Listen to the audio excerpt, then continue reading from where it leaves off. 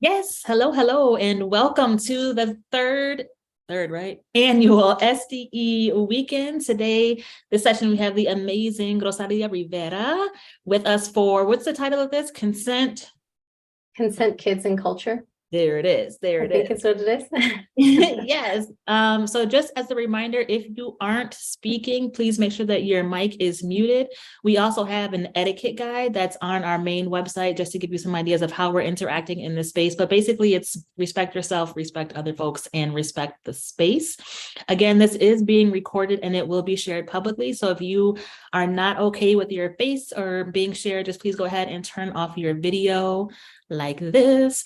And I'm going to pass it to Rosalia so she can do her introduction. Thank you, Damari. You're welcome. And thank you so much for inviting me to talk about this here today.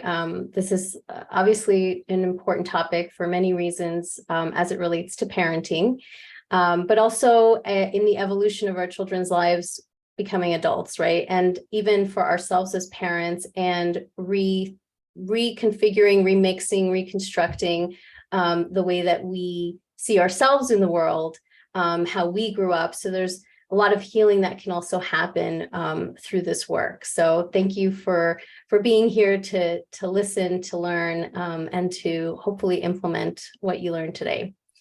So if you're not familiar with who I am, I'm Rosalia Rivera. My pronouns are she, her, and I am a consent educator and abuse prevention specialist focusing on child sexual abuse. I'm also the chair of the Brave movement, which is a movement to end child sexual abuse.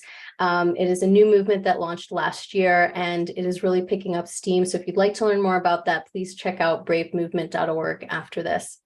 So besides that, I'm also the founder of Consent Parenting, which is a platform where I teach parents how to learn and educate their kids and the adults in their kids' lives about the concepts of consent, boundaries, body safety, education, and of course, sexual abuse prevention. And my goal is, as a survivor myself, is to help parents step into these conversations with confidence and move away from fear-based education around this topic, because unfortunately, people still think that child sexual abuse prevention is a very taboo topic. Some are misguided and don't understand the prevalence of this issue and how frequently has happened in the past, and how much it is on the rise and increase today for all ages. And so my goal is to help be part of the solution and help eradicate this issue. And we can only do that through education, awareness, conversation, and action. So I hope that today you walk away being inspired to do that, and that you recognize that this is a topic that is empowering and doesn't have to be scary or cause anxiety.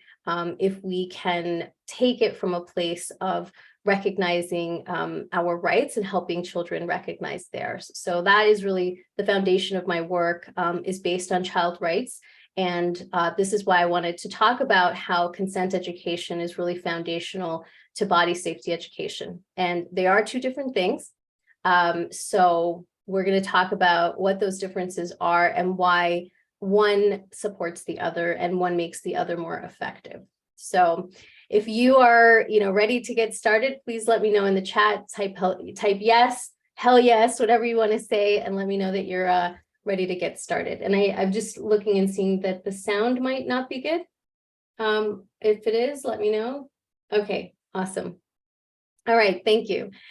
So let's get started. First of all, talking about what consent is. Again, this is something that I think, unfortunately, a lot of people misunderstand. Usually they hear consent related to sexual consent, and the media perpetuates that. But consent, as we've already, discussed here, starting it's really permission, right? Do I have your permission to record this? Do I have your permission to do X, Y, Z? It can be interchanged with the word permission. There is a much more formal definition, but when we're teaching it to our kids, we want to start with some basics that they can wrap their heads around, right? So essentially, someone should ask you if they can do something to you or with you, right? So this is how we can explain it to kids.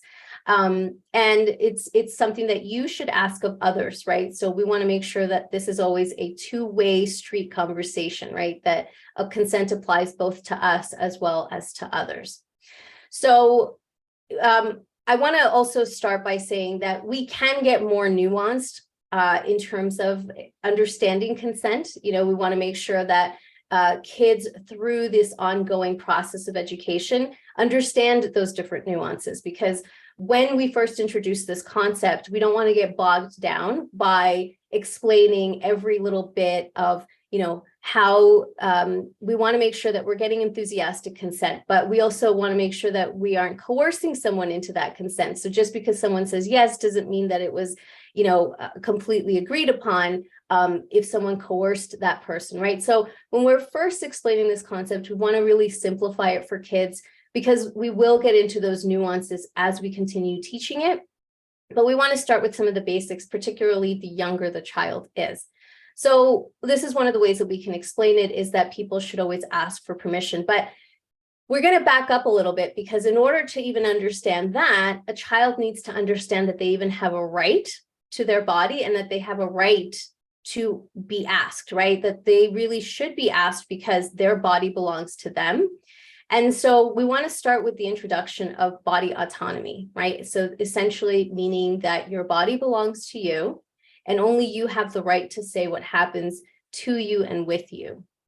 Now, because as parents, we know that there are certain things that we need to get our children to do in terms of health and safety. We need to make sure that there's hygiene, that there are safety measures in place that they have to abide by and agree with in order for certain things to happen, and so that their health and safety is prioritized, right?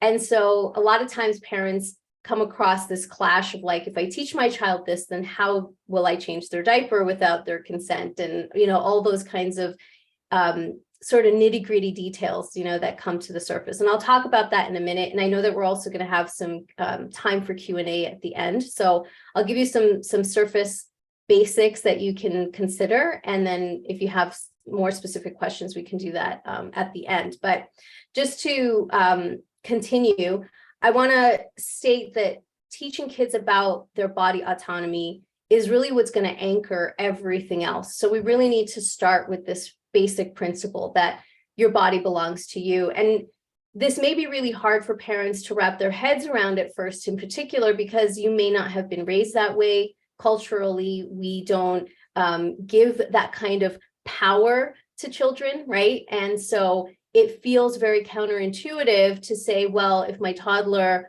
wants to do this, or they want to dress a certain way, or they want to cut their hair, or they want to do, they don't want to eat, how do I reconcile that, right? And so we'll talk about that in a minute. But essentially, when we start with this foundation, there's a few things that we have to consider, like how does that play out in day-to-day life? What does that mean for my child in terms of going to school and listening to other people? Or, in this particular case, you are doing that. And so how you are already shifting that narrative and letting your child lead in many ways is so empowering to begin with. So this is really an extension of that and can apply in all other areas of your day-to-day life with them. So body autonomy is really critical, and this is the foundation of consent. It is built by 3 pillars, body autonomy being the first, and then moving into understanding boundaries. And boundaries essentially are, of course, those decisions that your child will make about what they are okay with and not okay with. And then boundaries in itself is broken up into 3 parts. So developing your boundaries is really figuring out what those rules are for yourself and what you're okay and comfortable with and not okay and comfortable with. And once you've developed your sense of boundaries, then you want to start to actually implement them and vocalize them and figure out how to communicate those boundaries with others. And third is what happens when you need to uphold your boundaries or your boundaries get crossed, right? And so when we talk about teaching children about boundaries, there's a lot of layers. There's a lot of understanding and growth and development in this area. And it is strengthened by the way that we set boundaries with them, the way we set boundaries with others in terms of how we model that. And then, of course, how they respect and respond to the boundaries of others, right? So again, making sure that this is a two-way conversation. And similarly with understanding body autonomy, my body belongs to me, much like your body belongs to you. And so making sure that that's always at the forefront, right? Yes, sorry. And I have that tendency of racing through information. I have a lot to cover, so I'm trying to make sure I get through all of it. So when we're talking about boundaries, we want to make sure that we are practicing it in as many ways as possible, because boundary setting for children is actually quite a natural process. We tend to want to sort of tame it, because a lot of times they're setting boundaries that we don't want them to set, or that we know we need to override because of health and safety. So depending on the age of your child, you want to really have these ongoing conversations in an age-appropriate way. So for really young children, we're talking about things like sharing toys and how to communicate that you don't want to share versus, how to help the other child understand your boundaries. These are components that take time, and we need to also recognize that there's going to be a lot of mistakes that we make because of how we were raised and our new understanding of boundaries with our children, that we can practice it more by having boundaries and how we set it with our children as models versus just lessons, right? So a lot of times we want to use a script or language that maybe we don't know, so we pick it up from a book and we try to implement that. And that's fine, that's great. But children learn more from watching us and our actions. So learning how to set boundaries as adults with other adults is going to be really even more powerful for children to learn how to set boundaries for themselves with other peers or other adults as well. So in a lot of cases, parents who perhaps don't have solid boundaries or have poor boundaries, or maybe have aggressive boundaries, tend to struggle with this piece because they may think they're doing it wrong, or they're not setting a good example, or they're just not sure, they're nervous about it. Particularly if you're someone who has experienced boundary violations in your life, and particularly in childhood, this could be triggering almost. There could be a lot of fear that comes up around this. So boundary setting is a really big and important piece that for anyone who doesn't feel confident about how to set boundaries, this is the work. This is where you want to focus a lot of your own energy before you step into really getting deep with teaching your children, is really focusing on how to learn to set your own boundaries, communicate it better, do some healing around how to uphold a boundary if you feel that you aren't able to yet. One of my favorite boundary setting educators on this is Nedra Glover Tawwab. I love her book, Setting Boundaries I think it's called Setting Boundaries, Finding Peace. Highly recommend that book. And I think you'll find a lot of really great exercises in that book on how to learn to set better boundaries for yourself, which will then in turn help you be able to model that and teach it to your own children. So that's one of the things that is a really important component of teaching children about the overall concept of consent, boundaries, and body autonomy. So once we've taught the basics of body autonomy, and some really great ways to do this are children's books. There's so many great children's books that talk about how to set boundaries. Even some of those books I find help parents, who haven't had the experience of being able to set it in their own lives, maybe as children or now as adults, to have, some of that language to help their child about body autonomy. And then similarly to boundaries. But again, I think doing that work yourself for you as an adult is even more powerful. So again, boundary settings is the second piece. And then third is really introducing this idea of consent, which is permission. But applying this in all ways, right? When we are talking about helping children understand this concept, it's really about introducing this idea by doing it yourself, not just with your child, but with others. So again, our relationships with other adults, with other children, with our own children, the way that we ask them to communicate what they wish and desire versus what they don't. So really anchoring these different ideas with our practices, our everyday to day practices. So one of the, I'll give you an example to kind of center all of this. So when a parent starts to consider these ideas and how am I going to talk to my children about this and begin these conversations, a lot of it depends on age, of course. We want to simplify these ideas for a younger child versus an older child. But with this example, I'll start with, let's say, a 4-year-old. So we can say, when I was growing up, I wasn't given a lot of choice with the things that I was allowed to, say or do, because my parents didn't understand this thing called body rights and body autonomy. And what that really means, body autonomy, this big word, is that your body belongs to you. And I want you to know that your body belongs to you. I didn't have that growing up, but now that I've learned about it, I want to make sure that you know about it. And so the fact that your body belongs to you means that you get to decide and choose what happens to it and what happens with you.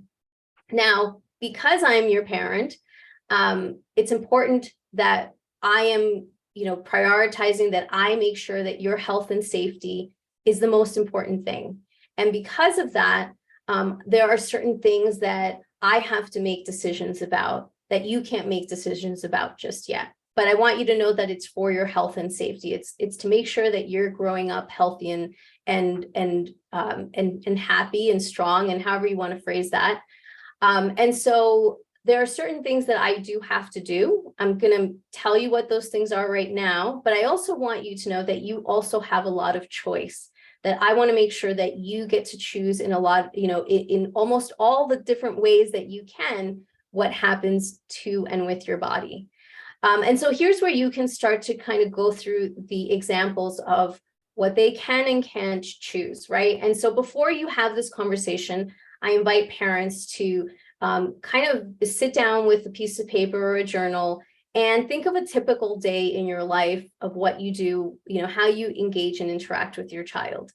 And make a line of absolutely non-negotiables, this has to happen, versus choices that they can make. And a lot of times parents have a hard time with some of these because things like haircuts or what my child is going to wear that day, they're not sure which column to put it in, right? And so it kind of is like a coming to truth moment of what do I feel I want to control or need to control versus what actually does need to be controlled. And so an example of something that's a non-negotiable for a 4-year-old would be walking across the street with your child, making sure that they're safe.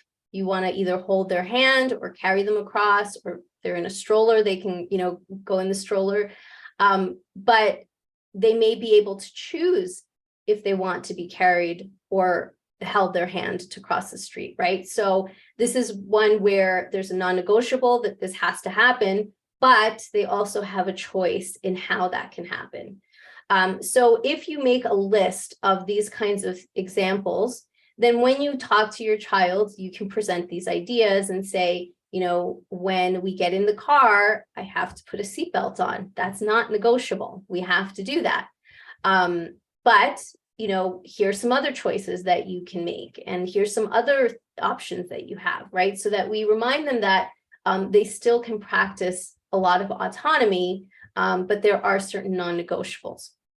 So essentially, when we're explaining the concept of body autonomy, we're also helping them to start developing the idea of boundaries. We can then explain the concept of boundaries. This is where books can be really helpful for them to give them some tangible examples of that as well, and then help them to start figuring out what their boundaries are. So a lot of kids' books will have really fun exercises that you can do that help them understand this idea of how much space, between themselves and the rest of the world is comfortable with them, boundary bubbles or boundary circles. So lots of different ways that can be fun for kids to incorporate these ideas.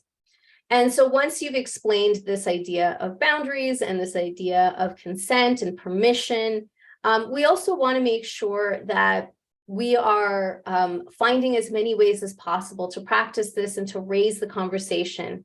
Now, to this point, I have yet to talk about abuse prevention, right? This is all about helping them understand their rights, how to practice those rights, how to vocalize those rights, how to vocalize their boundaries. So a child can say, I'm not okay with that. Please stop.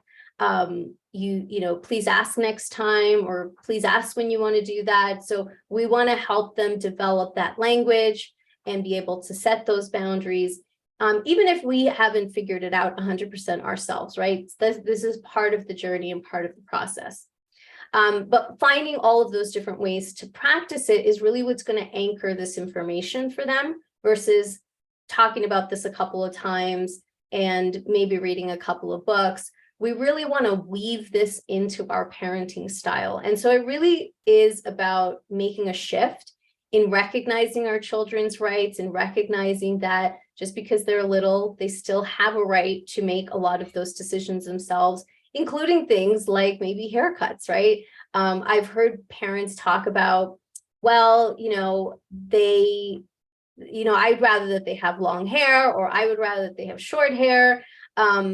So I think that's a decision that I should be making. That's totally up to you, but I encourage you to really think more deeply about how that does conflict maybe with this idea of body autonomy, and if you're really walking the walk or just talking the talk, right? So that's something to really kind of sit with yourself and think about when you're journaling on this, day of activities before you have this conversation with your child, to introduce all of these ideas. The next piece too that I think is important to talk about is helping kids understand that everyone has body rights and everyone has boundaries, and everyone should also have their rights respected through your asking of consent, right? So the child making sure that they are also honoring this. I think a lot of times we struggle in many ways with this, depending on our child. I know that I have 3 children, and each one of them has taken these lessons, internalized them in very different ways. So for example, my middle child is wonderful with setting their own boundaries, but they struggle with respecting the boundaries of others a lot of times. And so this was there was a challenging time when I thought, what am I doing wrong? How am I, why is my other 2 children are getting it, but this child's not getting it? And so we also have to remember that our children learn in lots of different ways. Some really learn auditory, others are visual learners, others are more tactile learners, right? So first of all, having patience and compassion that children learn in different ways, and then finding ways to get it across, right? So to make sure that they are absorbing it in different ways. So keep that in mind as you're learning about this and as you're implementing it and as your child is absorbing it, that sometimes they will absorb one aspect of it really well and still struggle with another. So they may be really great at setting boundaries, but not so great at respecting the boundaries of others. And so we want to make sure that we're giving them lots of different ways to incorporate the information. So maybe beyond books, there are videos that you can watch together. There are physical activities that you can do together that will help anchor this information.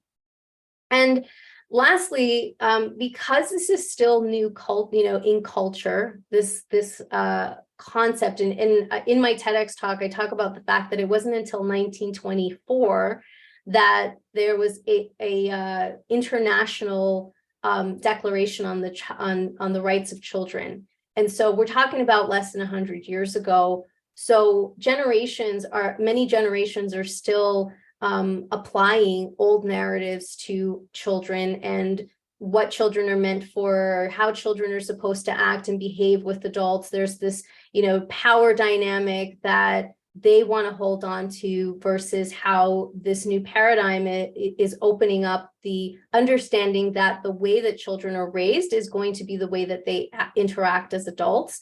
And so if we can shift to a culture of consent, what that really means is educating not only our children, but the adults in our children's lives, right? Because what we want to prepare our kids for is that this is still new. This is still a new perspective in the world.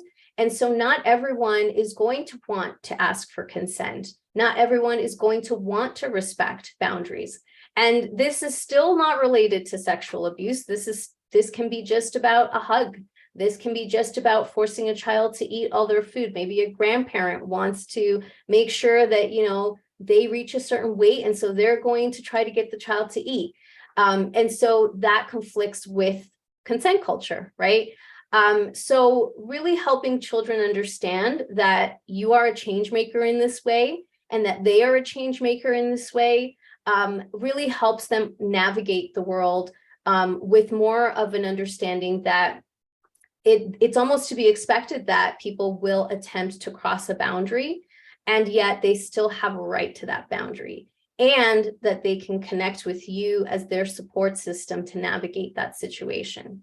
So that's also really important to communicate with them, because otherwise they'll go off into the world thinking, well, everybody understands this, everybody's getting taught about this, right? And so if someone doesn't respect my boundaries when I've set them, what am I supposed to do, right? So this is now where we start to enter talking about body safety. And so before we enter the conversation about body safety, which I think a lot of parents tend to want to do first, particularly if they are like me as a survivor when I first started educating myself about this so that I could teach my child. What I understood was I have to teach them about, nobody should touch their private parts and nobody should do these things to you.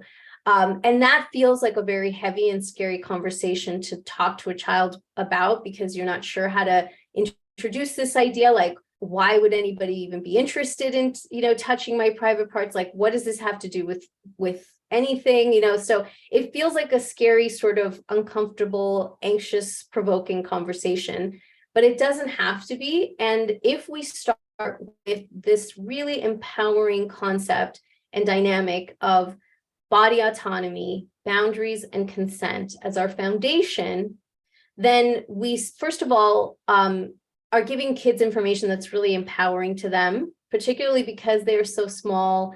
They feel less powerful in the world to start with. But when they recognize that we as parents advocate for their rights, acknowledge their rights, and are going to be the defenders of those rights, it's a really empowering feeling for kids, right? They feel like they're not alone in their small bodies, that they have someone who is not only a caregiver and someone who shows affection, but also someone who is interested in their safety and well-being. And so that is a really empowering place to start then the conversations around body safety. I'm going to pause for a minute just to make sure that everybody is, kind of tracking with what I'm saying. And I know that, again, we're going to have questions at the end. So I don't know, Damari, if you want them to post questions as they're thinking, or maybe just to jot them down somewhere so that you can ask them at the end. But I just wanted to kind of get a temperature reading and see if everybody's following so far. So it is totally up to you how you want to handle questions. There was one that was posted in the chat and I've captured it so that we can come back to it. Okay, awesome. Thank you, Trisha and Amy and Leah. Thank you. Awesome. Okay. So moving on to body safety education, and I'm not going to dwell on that too much because we're not focusing on that today. But I want to say that it is important that children understand these basics, because then it translates, the conversations on body safety are going to translate much easier. And they're also going to be more effective, because a child who understands their body rights and understands that they have a right to set boundaries, that people should be asking for permission before they engage with them physically, are going to feel more confident in talking to a parent about a boundary crossing or a boundary violation, were it to happen, than a child who doesn't have that foundation. So again, before this has anything to do with private part safety, this is foundational. And it's also going to let your child know that any kind of physical interaction that they're not comfortable with is potentially an unsafe interaction, right? And particularly if they have voiced that they're not okay with it and that person still crosses a boundary, and that it applies to anyone, right? So this isn't just about a stranger or a teacher, or not a teacher in this particular case, but like any other kind of caregiver. We want them to know that it doesn't matter who it is. If someone is doing something that makes you uncomfortable, that you have the right to speak up about that. So when we start to then introduce body safety, this is where usually around the age between 2 and 4 years old, I encourage parents to start talking about private part safety. And what that essentially means is teaching children about their bodies. So body literacy, anything from your knees to your vulva to any other part of your body. This is body literacy. So we want to give a comprehensive body literacy that helps to explain the names, so an understanding of the correct terms for private parts, also the functions of those private parts, including things like erections. And I know that that can be a little bit controversial for some people. They're like, am I teaching my 4-year-old about that? Well, if your 4-year-old happens to, have that experience, then it's actually appropriate for you to talk about it and explain if your child isn't sure what it is, if they've asked about it. Shying away from that information is not helpful. And so we want to be as age appropriate with this information, of course, but in an authentic and honest and open way, so that children understand their bodies. There is mountains of evidence that show that children who are educated about their bodies have a much lower risk of abuse than children who are given, euphemisms for those names, who don't have an understanding of their bodies or body functions, including the fact that those parts of the body are very sensitive, they may feel good, and building safety into the conversation. If anybody's interested in more information on that, I do have other resources for that. But again, we're not focusing on that today, but I want to touch on the fact that before we jump into that conversation, it's important to have these other foundations, because a child who is just introduced to private part safety can have some fear around being protective of their body, but not really having a full understanding of why. And if the education around private part safety is not comprehensive, it can actually lead to unintended consequences. And one quick example of this is that I've heard a lot of parents say, oh, I've taught my child that no one should touch their private parts. And that's great. That's important information. However, if that is not followed up with, and if something were to happen, you can always, talk to me. And if something were to happen, know that it's not your fault. And if something were to happen, know that letting me know is the safe thing to do, and that, you won't be in trouble, and you're loved unconditionally, and all of these other pieces that we want them to know. So it's really key that before we dive into some body safety education, we've laid the foundation of consent education, and that we are doing a complete job as we dive into it. And that doesn't mean you have to know everything overnight. It doesn't mean that you have to teach it all in one day or in 1 week or in 1 month. This is all information that builds on itself. So if we start with a good foundation, we can then keep adding layers of information as our child develops, as we learn about it, and as we continue to take action and implement it. So how does this work with our role as conscious parents, right? this really obviously has a lot to do with how we view children, how we view our role with them as their guardians and caregivers, and how they are really stepping into a new way, a new culture that we are helping to innovate, that we are helping to develop. And so part of that is communicating with the adults in our children's lives, right? So grandparents, relatives, family members, anyone else outside of our home that they're engaging with, being open to talking about these topics. Hey, we teach consent education in our home. Here's what that means. Here's how we practice it. Here's how we would love for you to engage with them in supporting this education. So that's equally important in terms of reducing risk for abuse and increasing their body safety space, and also to help create that consent culture that we want our kids to grow up in. And then this in particular is helpful with parents, with other parents who our children interact with, because when another parent is informed about this and educated, they may consider that information for themselves, which also creates a safer peer group for your children, because unfortunately, statistically, 40% of abuse is perpetrated by peers, whether that is children of the same age, older children, stronger children, siblings, cousins. So we do need to understand that this isn't just about adults, this is also about peers.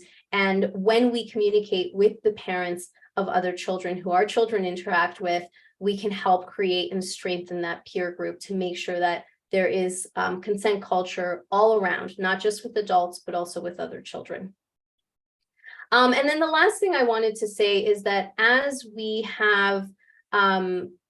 start to teach body safety, one of the most important aspects of body safety that we can impart is critical thinking and helping children develop their intuition.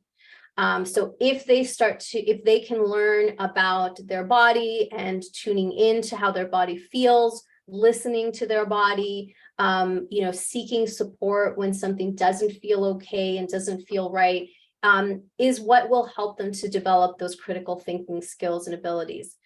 So we want them to be able to challenge norms with figures of authority. Again, this is really challenging the cultural norm that figures of authority are who we always have to listen to because they are wearing a uniform or a badge or a lab coat. There was actually, I just saw something the other day on, there was a creator that was talking about the bystander effect and how they were in school, and there was this teacher that everybody loved and was a really great teacher, and they walked into the class, and at the beginning of the class, all of a sudden this teacher showed up really firm, really strict, and really like authoritative, and said, today we're doing something different. He had the class in a circle of the desks were in a circle versus how they normally are. And they were all told that if they got up, if they moved, if they did anything other than sit at their desk, they were going to be failed for the class. And so this particular person who was sharing the story said, for me, it was really important to make sure that, I got the best grades because of all these other issues that I had of, wanting to please my parents and wanting to do the right thing and being told to like be the good girl and all these things. And so she was terrified. She's like, I didn't know what was going to happen. I just knew that I had to listen to the teacher. And the teacher put this bowl, this fish bowl in the middle on a desk, in the middle of all of the desks that were in a circle, took the fish out of the water, put it on the desk, and left the room. And now everybody had the instructions to not get up, not do anything, not move. And they essentially were all freaking out, thinking, oh my God, this fish is going to die on the desk. Like, what do we do? And everybody was kind of looking at each other, panicking. And after about a minute or so, this one student finally got up and was like, screw this, and went in, got the fish, and put it back in the bowl, risking this, consequence that the teacher had said. And once that happened, the teacher walked back in, obviously had done this experiment, which I would not condone. But this was the experiment that this particular teacher did and the impact that it had on this child. And he walked back in and said, I'm actually really sad for all of the students who weren't able to get up and do anything about it. And this was kind of based on a previous, I think, experiment from the 1960s of Stanley Milgram. I'm not sure if you're familiar, if you've heard of this experiment, but it is about why people follow figures of authority blindly and how could they, this was based off of Stanley Milgram's parents who were victims of the Holocaust and concentration camps, and his trying to understand how could an entire country follow the orders of this madman.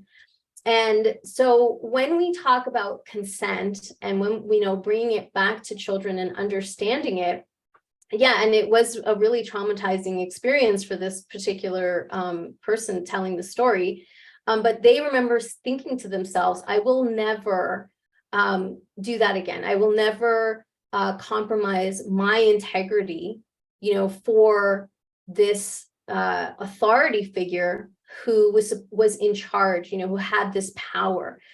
So when we talk about helping kids understand power dynamics, we want them to understand that it doesn't matter who, is wanting to cross a boundary or is crossing a boundary, they still get to make that call to say, this is not okay with me. I am allowed, I have a right to protest. I have a right to say no. I have a right to my boundary and my body.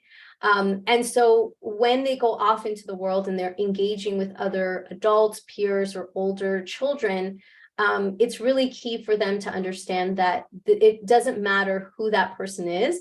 Their rights matter, and you as the parent have their back, and they can always come to you for that safe space that will advocate for them.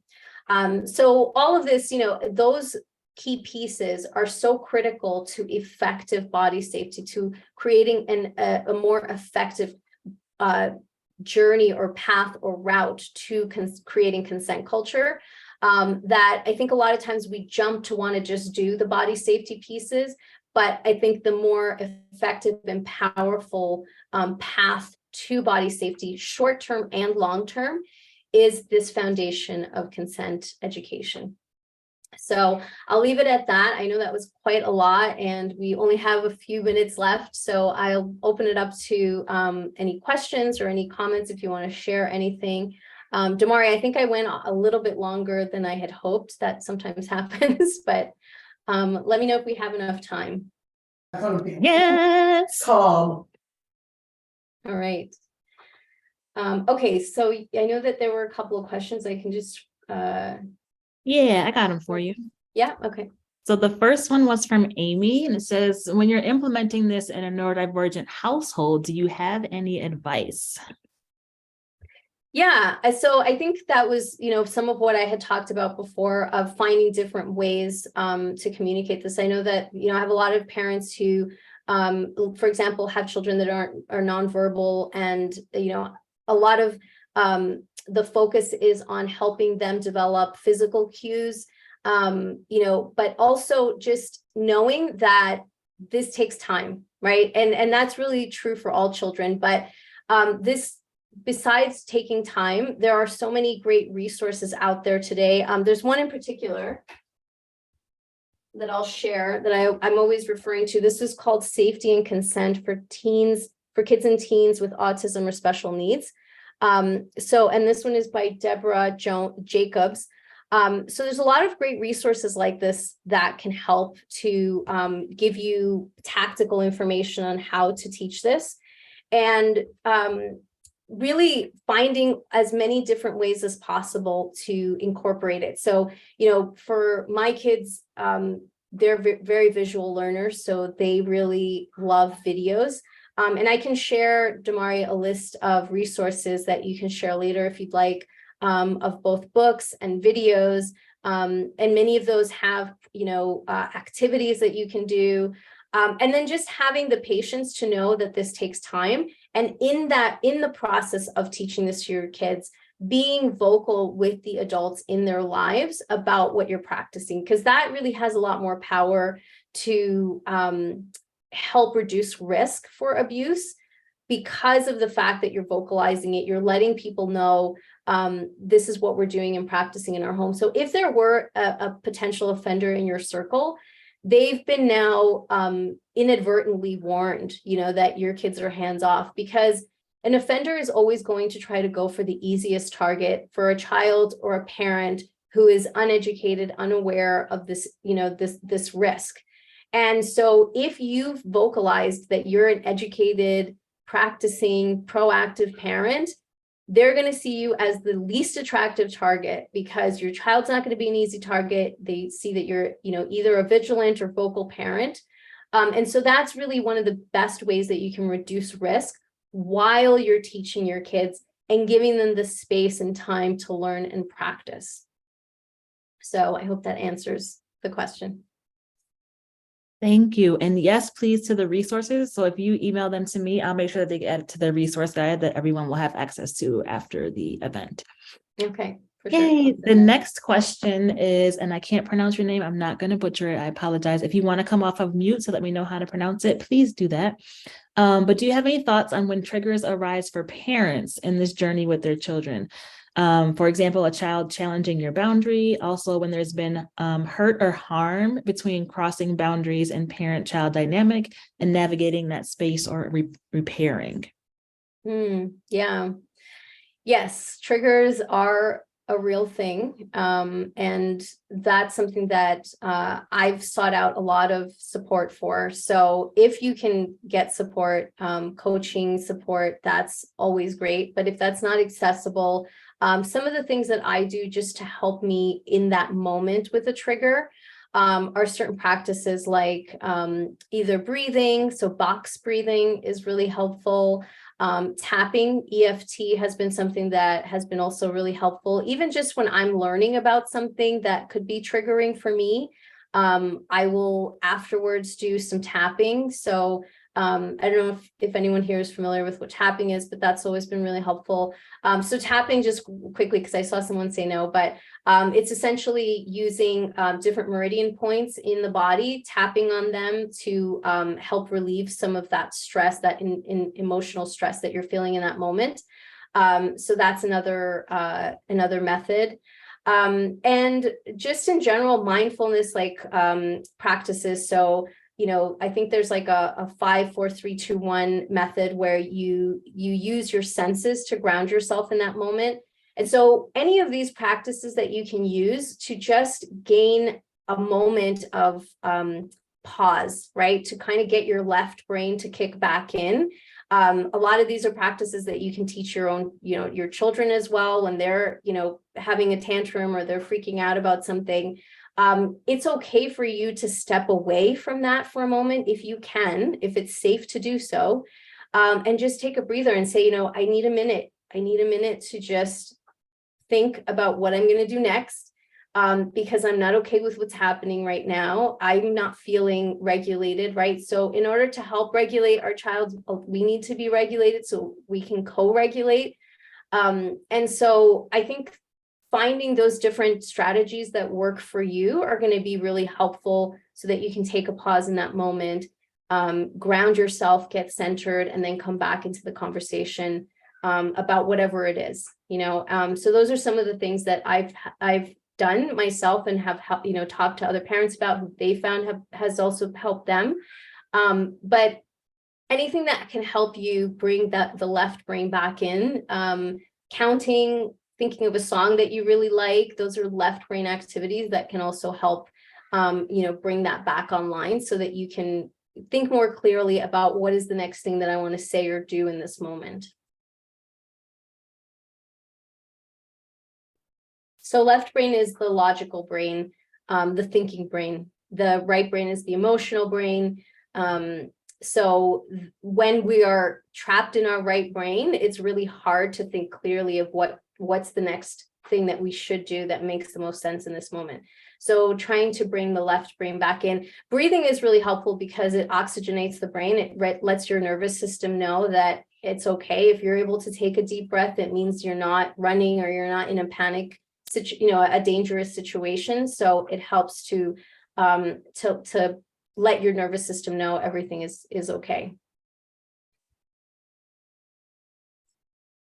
And then we had a question about if you think that sharing the goldfish story with the 12-year-old might be a good way to open up the conversation around standing up for what's right. I think it depends on the child, because I know for some adults even, it can be a triggering story. And I apologize for not giving you a trigger warning on that. I think it depends on the child. If you have a child who's really sensitive and empathetic, and I think most children are, it's probably a hard story. But there is, by the way, one of the things that the person sharing the story did mention was that this was a fish that supposedly can survive out of water for up to 5 minutes. So the fish was not harmed, the fish made it. And so, if you feel that your child is at a stage where they would be able to not be triggered by the story, and you can, share maybe less intensively as I did, but that there is part of that story that you can share without it being too traumatic, then I would say it's okay. But I think most children find that pretty intense of a story to share. So I'm not sure if that might be the best one, because I think some adults even have a hard time with that story. But it's more to share about the bystander effect. And I think there are different ways that you can talk about figures of authority. And some of that really has to do with helping kids understand the concept of tricky people first. So just quickly, what that means is there are, when we're teaching kids about the concept of secret safety, we want them to know that secrets are never okay, even if someone says it's an innocent secret or an okay secret, or makes them feel like there's nothing wrong with that secret because it's not harming anybody. We want them to know that maybe that could lead to something that is not safe, right? And adults shouldn't be asking kids to keep secrets. Surprises are okay, right? Helping kids understand the difference between those two things. But so when we teach the concept of tricky people, we can use examples from books or stories like Frozen always comes to mind first. So if you've seen the movie Frozen, the first movie, there's this prince. He seems like a good guy in the beginning, but he turns out to be a bad guy, right? And he was a tricky person. So there's lots of examples of tricky characters in all kinds of stories and books, and from the beginning of time, probably. So whatever your child is reading, if there's a character like that in a story, you can use that as an example. And to explain that, it doesn't matter who the person is, if they're behaving in a way that's unsafe, they are not a safe person. And so, that means that you don't have to do what they say. You don't have to, if your body is saying this doesn't feel right, and this is not safe, this doesn't go along with any of the things that my parent has taught me about what is safe and not safe, health and safety, issues, then I don't have to listen to this person just because of their title, right? So there's lots of other ways. And I think it really, is founded in the concept of a tricky person. So if we can explain that idea first based on the safety principles of not keeping secrets, then that will help to start the conversation around figures of authority. Yay. Were there any? I didn't see any more questions that weren't addressed. We've got some resources that we'll be adding to the resource list. And then once Rosalia sends the other one, we'll make sure to add those too so everyone can have those. I don't see any more. Yeah, I think that was it.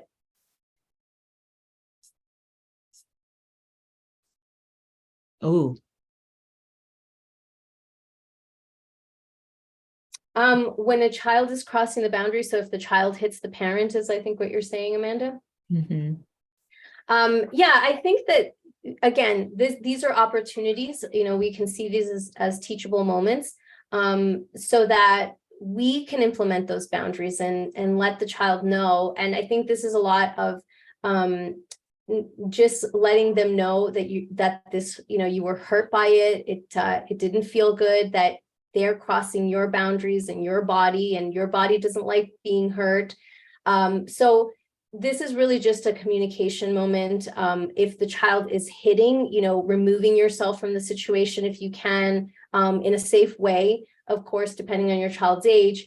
But essentially, like, stopping the situation by either, putting your arms up or just physically removing yourself, giving yourself space. And then just having a conversation about it once your child has regulated. Because in those moments, typically there's a lot of, there's a lot of high emotion happening. So once your child is regulated, then being able to have that conversation about, what you didn't like, why it's not okay, how you would not do that to them. And, so there's a lot of different. This is also where, you can use those opportunities to bring up a book again. I have a library of books, and I recommend books on this as ongoing conversations. There's one really great book, by the way, that isn't like a body safety book, but has a really great way of explaining consent and boundaries. It's called Can I Give You a Squish? I think it's called, by Emily Nielsen, I want to say. And that is, those are the kinds of stories that you can pull out afterwards to say, let's talk about boundaries. Let's read about, this. And usually it's a book that a child really likes. So if it has a story, if it's more than just like an educational book, those tend to have the most impact, especially on, after situations like that. So they can connect with the character in an empathetic way that maybe they aren't connecting with you in a, based on what happened, right? So those are some additional ways that you can deal with that situation. Yeah, can I give you a squish? I think is what it's called. Yeah, so intuition development. Do I have time to answer that, Damari? I don't know. We are going to go until 12. This one will be open for another 25 minutes, but I know that you said you had 60 minutes. So I want to honor your time. So this is the last question that you can do. And then what will happen is if you want to hop off, then we'll just keep this room open so that we can continue the conversation. Okay, great. So I'll answer this last one. There are some really great books. I think mostly, and I'm trying to see if I have it here. There's actually a really great set of activity cards. Hold on. Okay, here it is. So this is called Mindful Games activity cards. It's got 55 ways to share mindfulness with kids and teens. And so these cards are meant to help develop mindfulness, which also helps develop intuition and critical thinking in general. And so I'll just show you, for example, this one. I don't know if this is the best example, but this is it says stargazing. And so it gives you tells you how long the activity is, if you need any supplies, what age range it's for. So this one's all ages. Then it has a game that you can play. On the back, it has some tips or variations or modifications that you can do for this activity.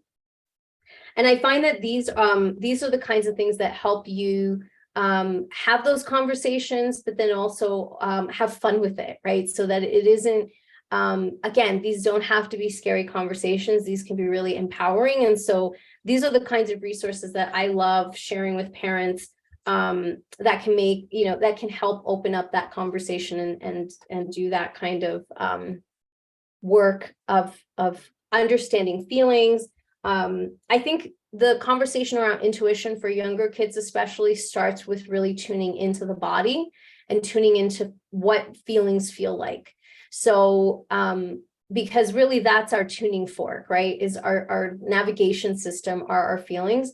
And so if we help children understand, like, when you're nervous, where do you feel that in your body? For some kids, it might be that they get really wobbly legs, or they, get knots in their stomach, or heartbeat starts to race, they get sweaty palms. Like, there's all kinds of ways that kids experience different emotions in different ways, right? Like when you're filled with joy, it's like radiating through your body, or, whatever that is experience for that child. And so helping them really learn how to connect to their feelings is going to be the foundation from which developing intuition starts. And so that's why I think mindfulness activities, which are more mental, are probably for like a little bit of older kids, but for younger kids, really helping them tune into their bodies. And I think that goes across the board at all ages and stages, but more so when they're younger, because when you get to a teen who's like, I don't know, my heart just started to race and it didn't feel right, but I wasn't sure if it was like, if I should trust that or not. We want them to get to that stage and be able to trust that and say, like, I didn't feel okay, so I just left the situation, and I wasn't sure if, I should have, because it was like grandpa or it was so-and-so, but I listened to my body because that child had been taught that. So starting with feelings, moving into intuition, a lot of it, crosses, because when you're listening to your intuition, you're also taking action, maybe against something like a figure of authority. So all of these things are going to have cross sections, and it's a big conversation, right? And I think a lot of parents kind of get overwhelmed with like, what do I teach first or next, or how do I teach it? And so if we start with some of those basic foundations, it kind of all kind of teases itself out, because then you start to realize like, oh, if we're talking about a tricky person, like who could that be? And then opening up a conversation about that. So yeah, I have a lot of resources in terms of ways to teach these things. So if you're interested on learning more about those ways, I encourage you to check out my blog. I talk a lot about that. I just recently put something out about grandma and grooming, and if grandma gives gifts that you've asked her not to give, like how do you set a boundary, and how does that apply to grooming and setting up your child for grooming? So there's a lot of free resources on my website if you want to check that out. It's at consentparenting.com. Yay. Thank you so much, Rosalia. This was amazing. And look, y'all, can I ask one last question? Because for folks who might be like me, maybe I'm the only one, but I've heard this information before, and there are still times where I struggle to take action. So do you have recommendations for a community of support, with like a safe space for folks who are interested in implementing this, but still like a little nervous about actually doing the work? Yeah, so you're saying in terms of a community? Yes, like I need accountability, because I've heard it. I'm like, I'm gonna do this, and then I'm like, oh, but this doesn't feel good. This is scary. I'm nervous. So yeah. like, Yeah, no, I hear you. And it's a real thing. I'm actually, in terms of other communities outside of my own, I don't really know where to point you to, because the community that I have is particularly for parents who are survivors. And outside of that, there's a lot of division in terms of like what some people feel you should be saying versus what you shouldn't be saying.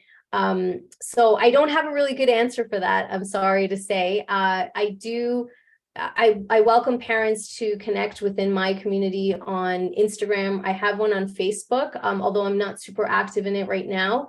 But there are, I think that there are some communities, and I think I'm maybe misunderstanding your question, but there are some communities, I think in Facebook groups that are parent groups that can be safe spaces, particularly if they are trauma-informed communities.